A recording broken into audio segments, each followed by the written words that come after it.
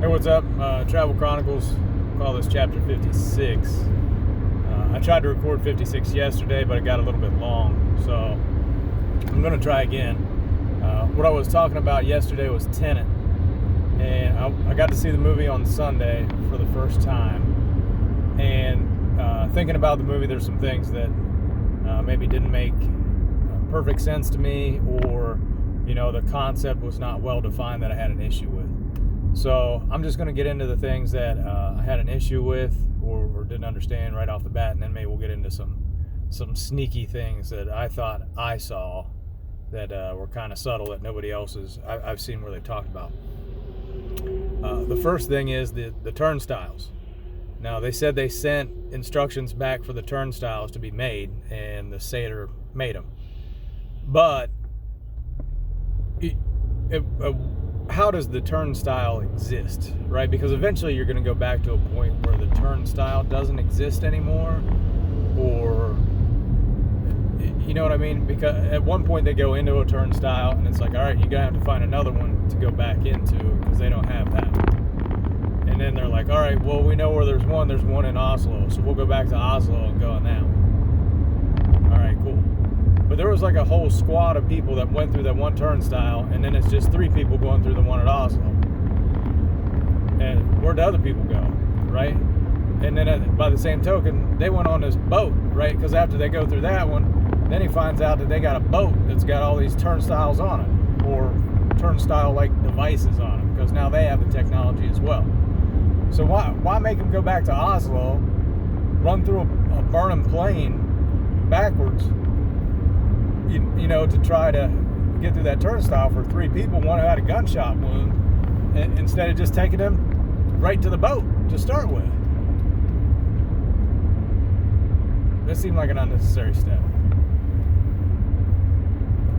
But the turnstiles themselves seem, very, very odd.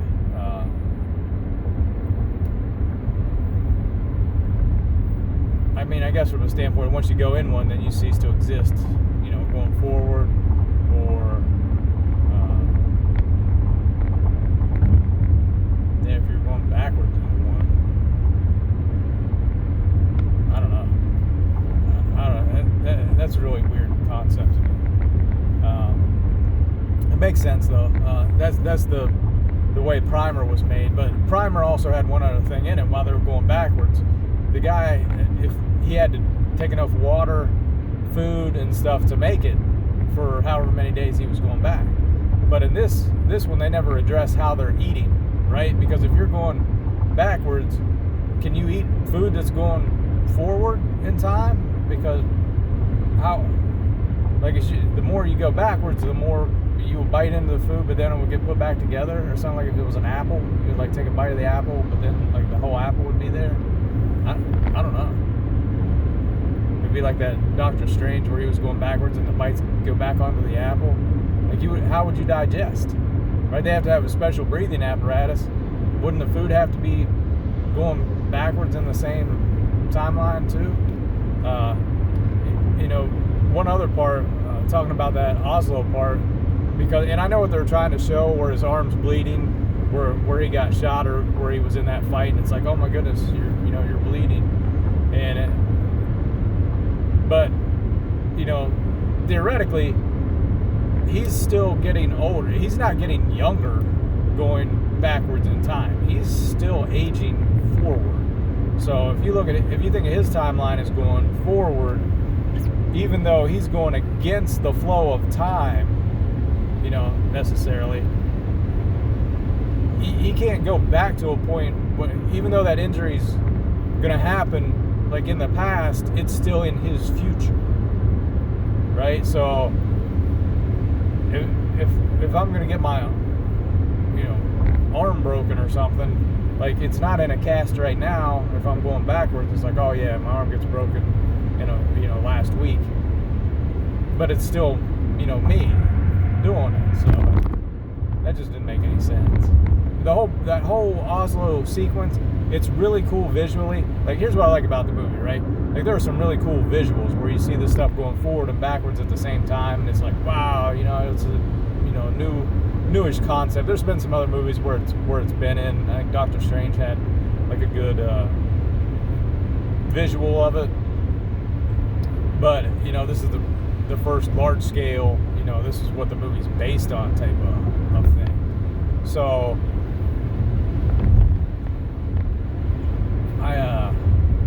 I appreciate that. That it is really impressive. It's really neat to watch. But just that concept, because they have to breathe something different when they're going backwards. I would assume they'd have to eat something different. But I mean, that's it's off screen, so it's like, yeah, we're getting fed. It's cool. Don't worry about that. I got it. But the Oslo scene, it doesn't make any sense. One, because I don't think they needed to be there at all. They could have just went on that boat. Two, he's fighting himself, but did he bring the gun? Because if he brought the gun, how did the other guy shoot him? Because the bullet should be coming back into the gun if the one guy brought the gun back in. Because at the beginning, you see him, pulling the bullets out of the glass inversely, because when he's going forward, when he's going backwards, he's shooting the gun. So that gun's going backwards at times. The other guy couldn't shoot him. He'd have had to pull a bullet out of the floor to do it. So that bullet would have had to been shot into the floor to do that.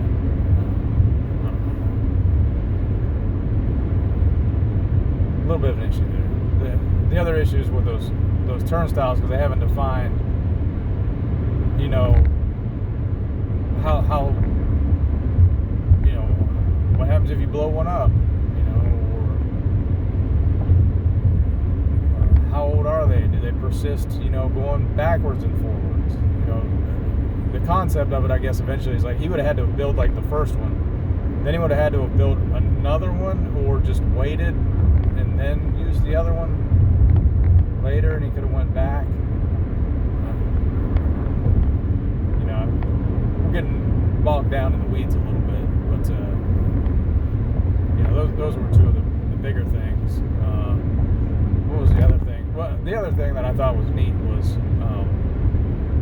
I just questioned, was the drawing, because Sater had a copy. Whenever she thought it was destroyed, he pulls out that copy of it.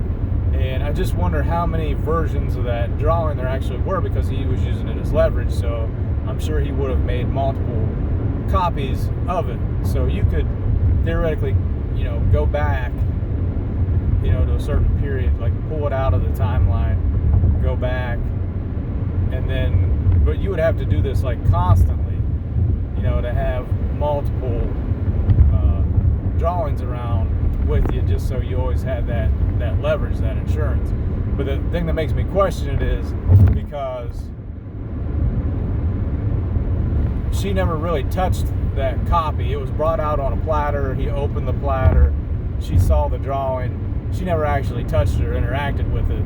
So, there may be something there that's one that's actually going backwards. If she would have put her hand over it, to touch it, it may have like jumped in her hand and done something funny, but she didn't actually try to touch it or anything.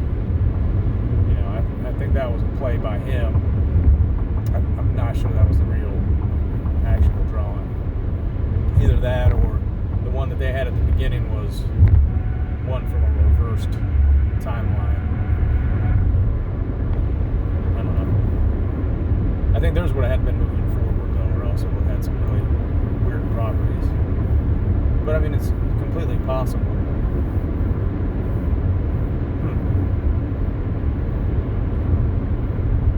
Yeah, I guess he wouldn't have had to interact with it a whole bunch.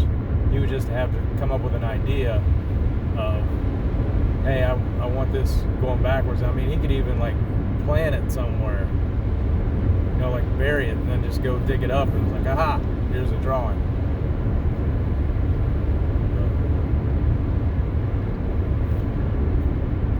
All right, well, that was kind of it, I guess. I can't remember what I was talking about yesterday. It was much longer. I think I was talking about all the different vehicles, where they establish, kind of rules for the vehicle, what the vehicle can do. The timeline for Tenet's kind of, this has always happened kind of timeline.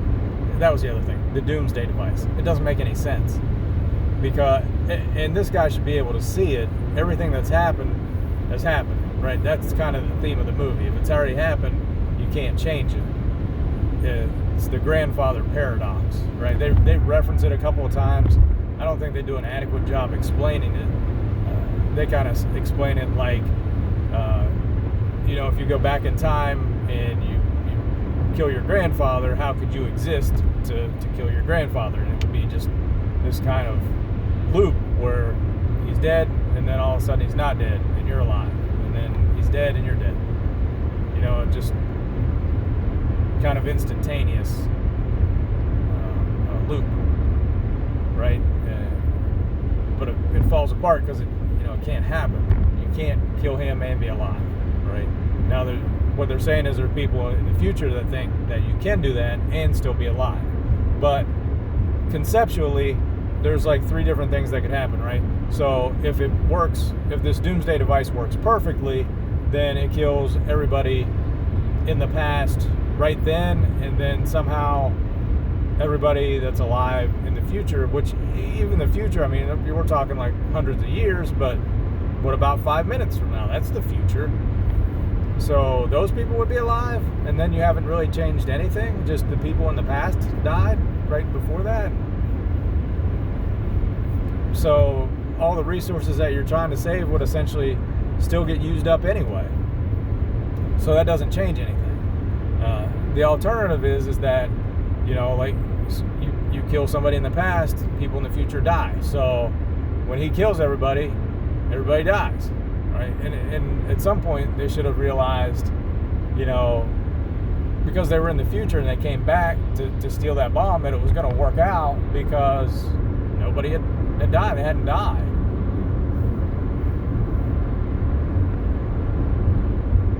The third option, which would be the least, or is that I can't. The one option, everybody dies. Second option, nobody dies, right? Or the third option is the people die right there, and in the future you're okay. But at what point in the future? Anybody who was alive right then dies, but somehow there's a conscious existence in the future and people didn't need to get trained or raised or anything, and they were just spontaneous. It doesn't make any sense. Like, if I'm in the future and I'm sending something back hoping that people are able to kill themselves but not me, like, that's like the least probable thing that could happen. Like, I don't even know why somebody would think that would work. Unless it's just hey, we're all screwed here, let's just screw everybody forever, and then maybe we wouldn't have to have dealt with it, I guess. But then that creates a paradox in itself, because if everybody's destroyed, how do you create the device? So, I mean, as soon as she created it, it would have been instant death. Had it worked. But the sheer fact that it hasn't worked, or that people haven't died, is, a sign that it hasn't worked. Even though I don't think what he was doing was setting it off. He was just burying it. I don't know. There's some holes in that movie a little bit. I'm gonna have to watch it again. It's a good movie though. I have no problem watching it again to try and catch everything. The other part is at the beginning of the movie, they kind of glance over it, but it's like he was in a medically induced coma, and it's kind of like he's going back and forth, because this whole movie takes place in like a 2-week span, so he can't be too far away from the 2 weeks. So if he was in this coma for 3 months, he would have had to go back a month and a half and then forward a month and a half, or they keep just cycling him a week at a time to try and get him into that range. And then it's like, okay, he's out of the coma, all right, go live in a windmill for a week, and then you can go on shore and start. Kind of weird, but all right. Well, that's all I got today. I talk a little bit about COVID, but I mean, honestly, we're almost in October. We're still got masks and everything. We were supposed to flatten the curve. That was the original goal, flatten the curve. And now you're telling me a hospital can't handle the stuff, and you got some kids back in school, some kids at home. It's like, at the beginning of the year, we just gotta put our foot down and say, hey, we're we're going for it. And if you feel like you're at risk, take precautions. But, you know, other than that, it's herd immunity or bust. Because it's, you know, it's a ridiculous way to live right now. All right. That's all I got. See you later. Be careful. Be COVID free. Stay in the same timeline.